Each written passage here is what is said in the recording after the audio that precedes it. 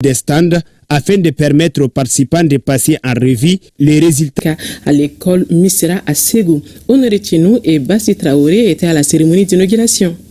En plus des intermédiations financières, la Bank of Africa s'inscrit dans l'humanitaire. Depuis 2009, elle œuvre dans la santé et l'éducation. Cette structure financière, à travers sa fondation, vient de construire une salle maternelle au groupe scolaire de Missira. Une manière pour la fondation BOA de contribuer à améliorer les conditions d'apprentissage des tout-petits. Vous faites moins de devoir de responsabilité sociale de l'entreprise, car tout n'est pas que bénéfice pour vous. Vous l'avez compris, et c'est ce que nous cherchons. Nos plus hautes autorités le cherchent et nous-mêmes au conseil communal de Ségou, c'est ça le credo de notre action publique. Voyez toute la joie qui anime ces enfants.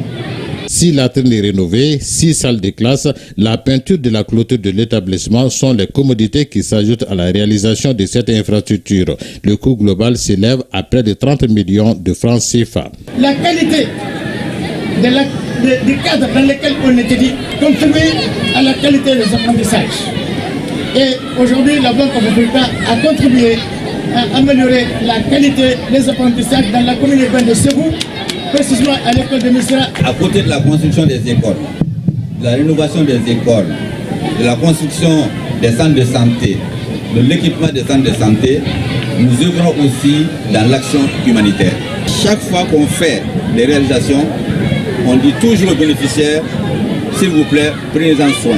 Comité de gestion scolaire, chef de quartier, bref, tous les partenaires de l'école ont tour à tour exprimé leur satisfaction pour cette œuvre sociale. Une œuvre sociale qui s'ajoute à de nombreuses donations déjà faites par la Bank of Africa au service des populations.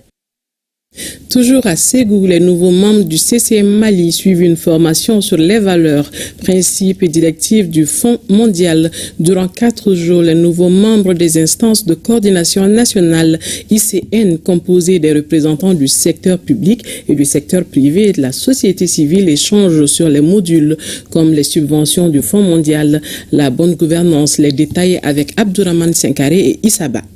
Un nouveau membre du CCM Mali sur les valeurs, principes et directives du Fonds mondial et sur l'organisation ainsi que le fonctionnement des instances de coordination nationale ICN, c'est tout le sens de cet atelier.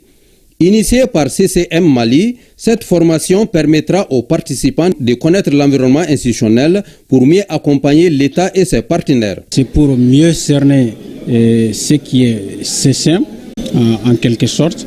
Et après cela, comprendre quel rôle je devrais jouer en tant que membre pour continuer la dynamique qui a été lancée par les anciens membres afin que le Mali puisse bénéficier davantage de subventions pour lutter contre les 3 maladies, à savoir le sida, la tuberculose et le paludisme. Il faudrait les former sur les valeurs, directives et principes du Fonds mondial pour qu'ils comprennent mieux les subventions financées par le Fonds mondial à hauteur de 180 millions de dollars, tu pourrais l'estimer à plus de 119 milliards de francs CFA sur une période de 2024 à 2026. Durant 4 jours, les participants vont travailler sur les modules, notions de subvention, engagement de financement, entre autres. Nous saurons relever le défi avec l'accompagnement de nos services techniques, avec l'accompagnement de tous nos partenaires techniques et financiers, pour que les fonds que vous avez arrachés, comme on le dit,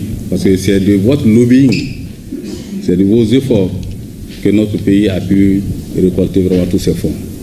Et ces fonds seront judicieusement utilisés dans notre région. Rappelons que les subventions GCCED du Fonds mondial accordées au Mali ont un impact considérable dans le renforcement du système de santé, notamment dans la région de Ségou. Toilettes pour la paix, c'est le thème de la 15e édition de la Journée mondiale des toilettes. L'événement a été célébré avec faste dans les régions de Kita et San. Elle a été un espace d'information et de sensibilisation des communautés. C'est pourquoi les services de l'assainissement et du contrôle des pollutions et des nuisances ont mis à profit cette édition pour sensibiliser les populations sur l'importance des toilettes et leur entretien. Mamadi Aliou Bari de San, le reportage de Drissa Kone.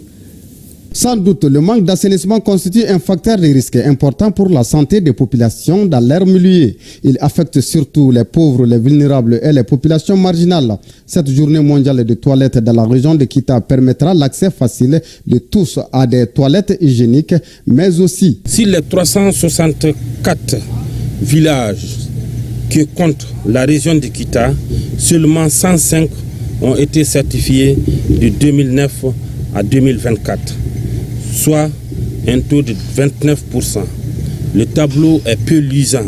C'est pourquoi nous sollicitons les partenaires pour la relance de cette approche et aussi leur demander d'appuyer les villages déjà certifiés au passage à l'essai. Dans le cadre du programme de coopération Mali-UNICEF 2024, les services régionaux ont réalisé 8 blocs de 2 cabines de latrines dans les centres de santé communautaires de Kassaro, Nyantaso, Nafa Djikoro, Kouronikoto.